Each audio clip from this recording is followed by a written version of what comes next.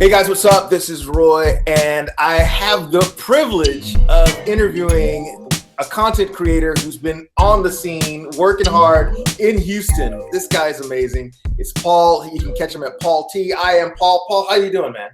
Hey, how's it going, Roy? I appreciate you having me on. Dude, this is awesome, bro. I caught up with you. I've been following you on YouTube. I've been following you on Instagram. I've been following you on Snapchat. I've been following you everywhere. But it's just an honor to have you actually to stop by my channel and kind of, tell me a little bit about yourself and tell us where you're going, where your plans are, how you got into this thing called YouTube and filmmaking. And I'm just glad you're here, man. I really appreciate it. All right, man. Well, thanks once again, for the opportunity to talk to your audience, your YouTube audience on your channel. And again, my name is Paul T. My YouTube channel is the DSLR Chronicles. And we talk about not only talk about films and filmmaking, but we actually go out and do filmmaking, which is something that I'm very stickler about, is that I don't want people to just think that we're just talking about a lot of, just equipment and how to and things like that. I want them to actually see what all that behind the scenes actually produces. So again, I've been on YouTube. I opened my YouTube channel December 2015. Mm-hmm. And, I'm here in Houston as well. I know you're in Dallas, but you're on your way back to Houston. So again, once you get here, we're definitely gonna have to collab. Yes. But so let me back up a little bit. So I did filmmaking around 2006, 2007 timeframe after I got out of the Navy. Okay. I kind of didn't know what I wanted to go to school for. And so here at the time we had Houston Community College Town and Country. Yeah. Had a filmmaking program. And so, I did that for a little bit, and towards the beginning of 2008, I was like, well, man, I really don't want to be like the whole starving artist thing. Who wants to, right? No one wants to. And I was like, I got this GI Bill. Let me go ahead and just get like a quote unquote real degree. And I could always come back to this and just do it on the side. So that's what I did. I stopped in 2008 and, worked on a little basic classes, and then, transferred to University of Houston and got my degree. And then to be honest with you, so I graduated December 2013 and I did not do anything film related at all. Oh, okay. And it was like 2015 December, I was looking around because I kind of got the bug again. Yeah. And I saw that, YouTube was a lot better than it was in 2006 when it first came out. Yes. We had high definition. Then I found out about something called a DSLR camera. It's like, well, what is that? And then I started looking at the footage on YouTube and saw how they had things to make things would look very cinematic and, 24 frames per second and things like that. I was like, well, hell, the technology has changed drastically and the cameras are not that expensive. So the barrier to entry was a lot lower. Yes. So that's what kind of got me interested. And then two, I saw that there were people actually making like YouTube and Vimeo work for them. Yes. Biggest example that I found was Issa Rae. And if you know Issa Rae, she has a show on HBO right now called Insecure. But I don't think a lot of people know she started out on YouTube. You can go find her right now. And one of her series that took off was Awkward Black Girl. And so she was doing that and, got discovered, got picked up. And then the guys from High Maintenance, you heard of that show, High Maintenance? Okay, yes. And so Vimeo, liked what they were doing over there and started funding them to actually do more for them. Because I think Vimeo put it under their video on the demand service, video on demand. And so they also caught the attention of HBO. And so they ended up getting picked up by HBO as well. Wow. And there's other examples as well, like there were the Broad City Girls, ROAD. They were a comedy. They got picked up by Comedy Central and they were doing their thing for a little bit. Yes. I don't think it's currently running on Comedy Central anymore, but yes. So make a long story short, it was basically boiled down to if you can build your own platform, your own audience around what you're doing, then you can bypass the gatekeepers. And so that's what kind of got me back interested into filmmaking itself. Yeah. And that's why I'm here on YouTube, just kind of trying to build my audience and trying to build things around what I'm doing and then, have that work out for me. Yeah, that's awesome. And the thing about that is, you know, you talk about all these content creators who are on YouTube and Vimeo who inspire you, and now you're one who's inspiring others. This is really actually pretty cool, you know. When you, I guess when you were younger, did you have any, you know, tastes or inklings to go into filmmaking or content creation? Okay, so I initially started off like in my younger years, just really liking the writing aspect of it. Oh, cool. Like, you know, I would write little scripts that I would never finish, Mm-hmm. and I just had ideas for them, and not knowing at the time. I mean, this is way back in the mid to early late '90s. You know, within that time frame, that Yeah. it was like, you know, we had no idea that we'd have the technology to Right. do this stuff our own self. You know, Yeah. it was kind of like at that point, it was like, well, maybe one day I'll write this script and send it off, and then somebody pick it out of the bin of hundreds of other scripts and give me a shot. So, Wow. I would say, you know, we had, you know, like I said, me and you were kind of in the same age range. We had a lot of good movies coming out of the 80s and 90s and things like that. Yeah. And so, you know, we had Spielberg, we had, like you said, Martin Scorsese, Yeah. Tarantino, Spike Lee, you know, and things like that. And so I've always loved movies. I've been what we call like a cinephile. Yep. And, you know, I'm very much passionate about the writing aspect of it because to me, the story is everything. And it's like, you know, if you don't get that correct, then you're not going to hold anybody's attention. Right. And that's another thing I talk about on my channel as well, is that sometimes we get caught up in what we call camera lust. Yes. And that's kind of like, you know, well, if only I had this red dragon camera, or if I had this black magic camera, you know, my production would be just phenomenal. Yes. Yes. And you and me both know that there were a ton of Hollywood feature films that were made for hundreds of thousands of dollars, right, that just went and bombed, you know, just bombed in the box office. Yeah, because nobody really cares about, you know, what's going on. And they say you get the story correct, everything else falls into place. So yes, yes, and that's the thing. And okay, hold on. I didn't know this. I didn't know you had a writing background. That's actually pretty cool. Now that you're in filmmaking, you said writing. What are the other aspects of it do you find yourself more plugged into now that you're in it and you're doing it and you have the, you know, the filmmaker's bug? Is it writing? Is it producing? Is it directing? Is it acting? Where do you see yourself? I mean, I guess the question is, where do you like to focus a lot more of your energy? If you know, if the budget was there, if the money was there, what would you see yourself doing? Okay, yeah. So I definitely love the directing aspect of it. It just so happens that I'm able to write. So if I can write, then I'll always have something to direct. Yes. Sort of like that. And I like the producing aspect as well. And like I told you via your, you know, whenever we talked before, you know, I write my stuff, then I produce it. You know, I find the actors and actresses and crew, and, you know, we shoot it, I direct it, and then I go edit it. Yes. And so if it came down to it, if I just had like, I can't really say just one, because I'm somewhat of a control freak when it comes to at least the script. Yes. I mean, I don't really necessarily want to write it to give someone else. I want to shoot it. Yes. So I would say if I just had two, it would be directing and writing and directing. And it's like, you know, I'm very scared of like where you get to the point to where like too many hands get onto the script and then it looks nothing like you started out with. I've heard horror stories like that. Yes. Because especially if you're playing by the system in Hollywood where it's like, well, we're giving you money, so, you know. Right. You're going to do. Yeah. We've been there. Yeah. Right. And everybody wants to have their say. So, and it may not be in the best interest of your film. Yeah. So. Yeah. And you don't tell the story that you actually wrote, that, you know, that you were meaning to tell. Exactly. So with telling stories, with being a producer or being a director, you have to have your favorite cameras. I know we said don't be a camera lust, but what gear are you using, you know, on YouTube? I mean, you've been doing the vlogs, you've shot a short. What gear do you find yourself using nowadays?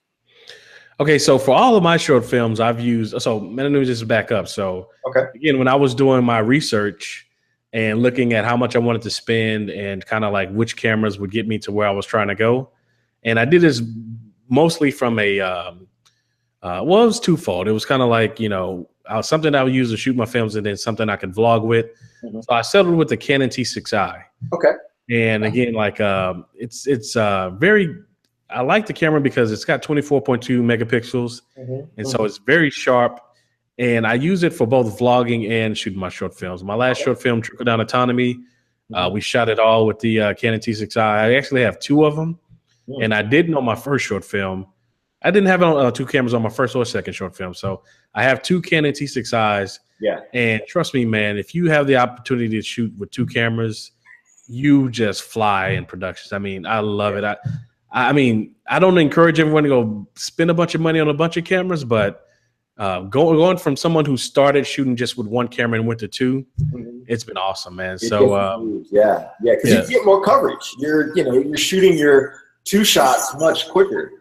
Right, and usually when you're doing like 1 camera and you don't want to be out there all day, so you're really just picking your shots, which is nothing is wrong with that. But like if you want more coverage and be able to cut, and I noticed like watching my last short film versus like the second and first one, like how much of cutting and stuff and how much coverage I've gotten, it's just been phenomenal. So again, like Canon T6i is what I use. I've got a couple of prime lenses.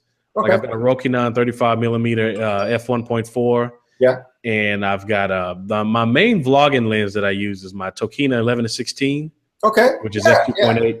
Right. So and it's a funny story with that. If you check out my channel, I had problems with vignetting going into that 11 to 12 range. Yeah. And I realized I just had too many damn attachments on the lens. So that's why I was doing it. So it was something as simple as just taking off so I'm constantly going, I've done that before. Or, right. Man, I needed to know that. What did he say? Okay.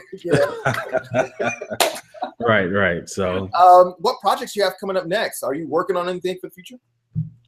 So again, so let me tell you about 2 things that I'm doing. So one, I noticed that a lot of people that come to watch my short films and things, they had trouble trying to find them. I was just talking to somebody I did a collab with earlier.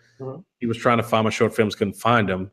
And then a lot of people that came to my channel were coming to see the short films. Right. But most of my channel is the short films. Plus I talk about a lot of how-to stuff and kind of the equipment I use and things like that. Right. I've been noticing that, I've got 2 audiences. Like, so the people who come to see the short films might not necessarily care about what went into actually making them. Right. Like they don't care how the sausage was made, which was, if you know that analogy. So I find myself, I'm going to have to split it off into 2. So I have my Bad Joe Productions channel. Okay. I have the DSLR Chronicles channel. And what I will do is like all of my interviews with actors and actresses and like, behind the scenes of me shooting the actual film and the films itself will go on that channel. And then for this channel, it'll stay more with like YouTube collaborations, my, equipment that I'm using, how-to stuff and things like that. So that, it doesn't cause too much problems. Okay. And then as far as the other thing, I am going to go back into my writing mode. So my last short film, Trickle Down. Watch out. Right. So my last short film, Trickle Down Autonomy, did really well. Yes, it did. As far as like reception. And the biggest thing that I've gotten, especially even from both of my last 2 films, is what happens next. Yes. And my thing is like, well, it was nothing. It was just supposed to be like a one-off like thing, more like, it gives the people an impression that something more could happen. But that was my thing. It's like, what happens next? I saw it. Right. And more so, I've never written anything as far as short films to kind of like have more happen. It was kind of like, oh, cool, check this out. Wouldn't it be cool if this happened? And then that's that. Right. So I am looking at probably going ahead and expanding it a little bit more. Okay. I know a lot of the actors who acted in the films were very interested in doing more with it as well. And they said they've gotten the same reaction where people have asked them, well, what happens next? Yes. The only thing that's going to be a little bit different, though, is so 2 of my main actresses, believe it or not, on opposite sides of the world. They both we did that short film. They both were here in Houston, right? Right. Yes. And then I guess they said, well, hell, we're going to take this. Right. So Aaron went to New York and Charisma said, I'm moving to LA.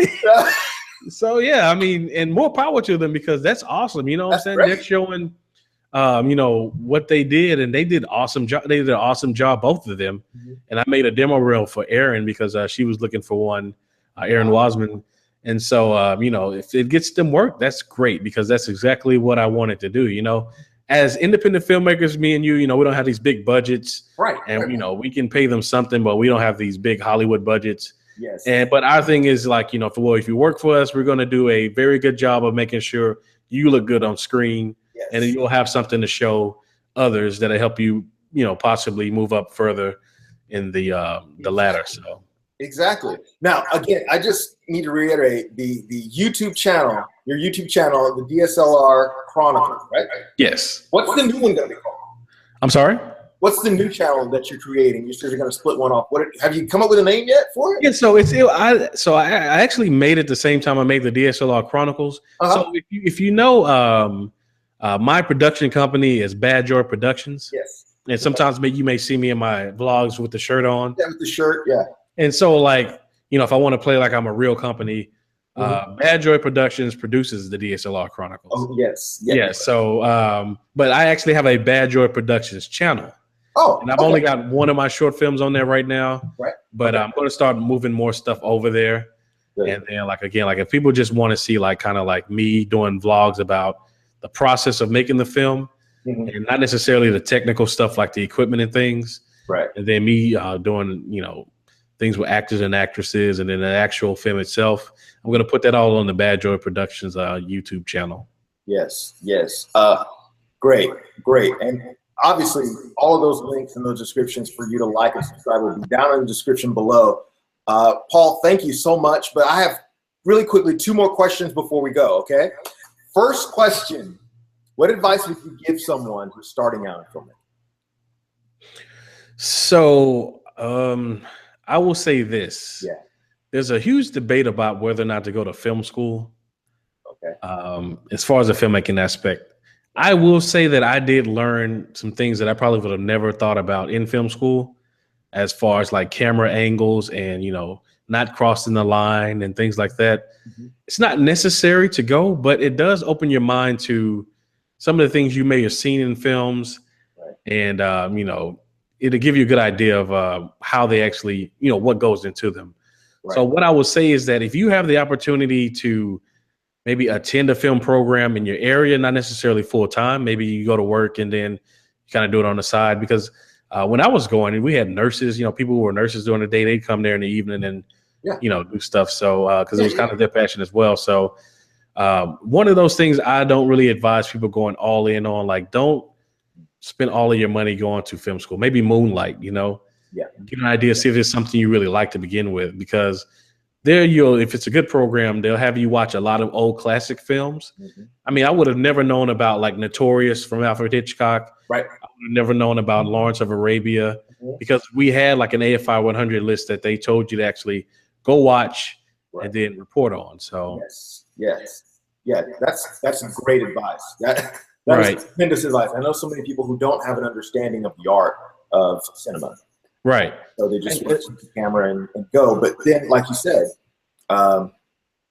understand that, you know, film school is not the end all be all for your career. You know, it's not a huge necessity nowadays. Right. And you can, you know, honestly, before I got back into filmmaking and really getting an idea of what was going on, I spent a lot of time watching this guy named Simon Cade. Okay. Yeah. Yeah, he has a YouTube channel called the DSLR Guide. Yeah, and he's over in the UK. And man, I spent hours just watching his stuff. Yeah, he put together kits of like how much, you know, like a $5,000 kit, what you'd buy and things like that. And he uses a Canon T3i. So you know, again, he's one of those people that, you know, you don't have to spend a bunch of money on equipment. Just make sure your story's correct. So I would say, you know, before anyone just really considers just jumping headlong into this, spend a lot of time watching what other people are doing, and then kind of learn how YouTube works, because like me and you, we're trying to use this platform to really just build our brand and just kind of showcase what we can do.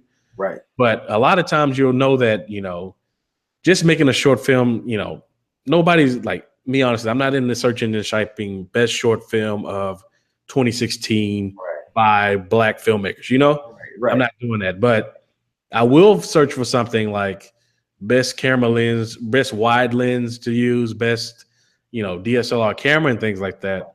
And what I've been doing is that I'll talk about what people are searching for and say, hey, by the way, if you want to see how this Canon 50mm f1.8 works, then check out the short film that I did it with, and and stuff like that. You are a marketing genius, Paul.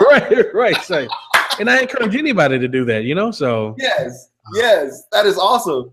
Right. So. And then next question, I really want to ask you this. You talked about all these great films and the AFI 100 list. And what is one of the films you're looking for currently to come out and you're going to go see in theaters and eat popcorn and watch things blow up?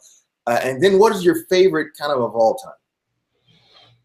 Okay, so I'll address the latter just right quick. Okay. My favorite film as of late has been Interstellar. Oh, wow. And that was shot by Christopher Nolan, which is, you say you like Inception. Yes. And it was funny is because I don't watch a lot of sci-fi movies. Right. But this one was sci-fi, what I call sci-fi smart. It was. Like, it wasn't like you watch Sci-Fi Channel, it's got like aliens running around and people shooting, blah, blah, blah. This was a very smart film, and it was a different Matthew McConaughey. I'd never seen Matthew McConaughey act in this kind of capacity. Yeah. Now that you mention it, yeah, you're right. And Anne Hathaway did a very good job as well. It was just a tremendous film. I've seen it at least 5 times because I'll just sit down and watch it, because from the soundtrack to the pace of the film, and it's a long film, it's about 2 hours. But yeah, I mean, the only regret I have about that film is that I did not go see it in theaters. Okay. Me and a buddy, we thought about doing it, but it was late on a Sunday. We was like, man, we'll just catch it when it comes out. But so that's my top one right there for now. And then as far as what I'm looking at coming out, believe it or not, Pirates of the Caribbean. The movie that just never stops. Right. So apparently this is the last one, and I was kind of disheartened because I saw that they said something like in the trailer, like the final adventure or something. But yeah, I saw it in the trailer too. But do you really think Jerry Bruckheimer is going to let go of his cash cow? I don't think so. Right. And so here's the thing. That first one they did with that one was just awesome. It was perfect. Yes. Second one, whatever. Third, I was like, The one prior to this one was okay. Yes. This one I'm looking to very much because it's got what's the guy named Javier Bardem? I think his name. Yeah, it'll come to me. I'll have to. Right, but the guy that was the villain in the James Bond film, the one before the last one. Okay. He did an awesome job in that, where his mouth had melted away and things like that. Oh, gosh, it's like Javier Bardem or something like that. Yeah. But he's from Spain. He was the main villain in No Country for Old Men. Yes. Yeah, so he's a phenomenal actor, and I'm looking forward to seeing him. So. Oh, good.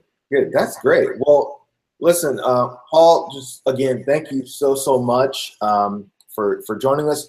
Again, tell us what your Instagram, your YouTube, give us all of the connections there. What are those again? Okay, so if you guys want to check out my YouTube channel, definitely check me out. It's the DSLR Chronicles. And you can just get to it at youtube.com/the DSLR Chronicles. And as far as social media, I'm mostly active on Snapchat and Instagram. Okay. Pretty much doing stuff there daily. And if you want to check me out, I'm at IM_Paul T. Again, it's IM_Paul T. A lot of times I'm doing a lot of behind the scenes of me getting ready to vlog, or maybe like getting ready to shoot a short film and things like that. So yeah, I'd be happy to have you. So awesome. Well, Paul, I cannot wait for us to collaborate in person. Absolutely. Right.